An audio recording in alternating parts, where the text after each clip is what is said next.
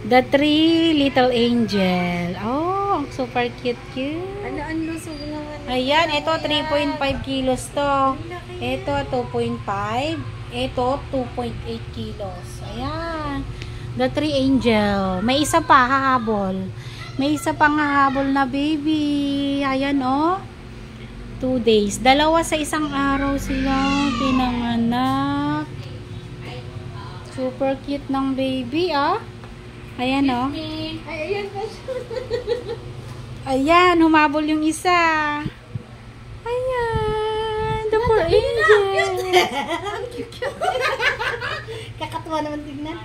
The 4 angel. Ayan oh. Ayan yung mga baby.